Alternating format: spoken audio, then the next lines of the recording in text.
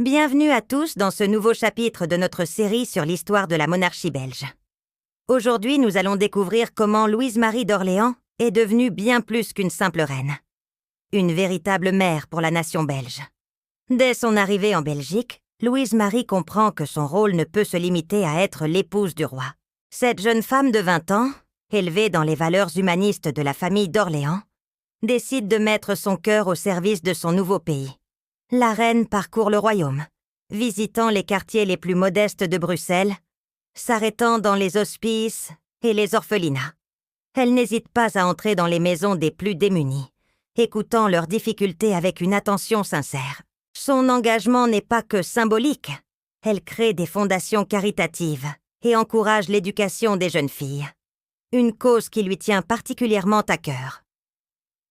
Dans l'intimité du palais de Laeken, Louise-Marie et Léopold forment un couple uni.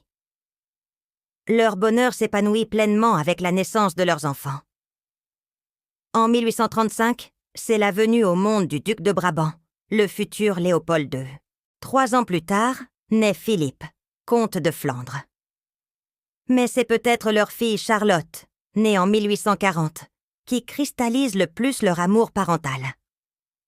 Cette vie familiale heureuse est pourtant marquée par des épreuves.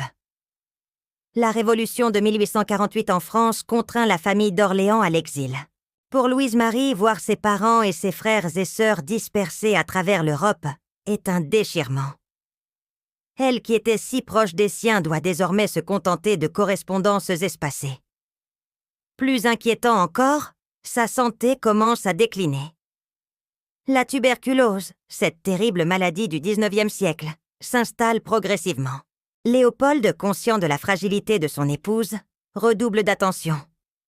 Il organise des séjours dans le sud de l'Europe, espérant que le climat méditerranéen pourra la soulager. Malgré la maladie qui l'affaiblit, Louise-Marie continue son œuvre charitable. Les Belges sont touchés par le courage de cette reine qui, même souffrante, persiste à vouloir améliorer leur quotidien. Son dévouement et sa gentillesse naturelle lui valent une popularité grandissante. Elle n'est plus seulement la reine des Belges, elle devient la bonne reine Louise-Marie. Cette histoire nous montre comment une jeune princesse française est devenue l'une des figures les plus aimées de l'histoire belge. Par son engagement social et son amour sincère pour sa famille adoptive, Louise-Marie a contribué à enraciner la jeune monarchie belge dans le cœur de son peuple. Si vous avez apprécié cette vidéo sur la reine Louise-Marie, n'oubliez pas de vous abonner à notre chaîne pour découvrir d'autres récits passionnants de l'histoire de Belgique. Laissez-nous un commentaire pour partager vos impressions et à très bientôt pour un nouveau voyage dans le temps.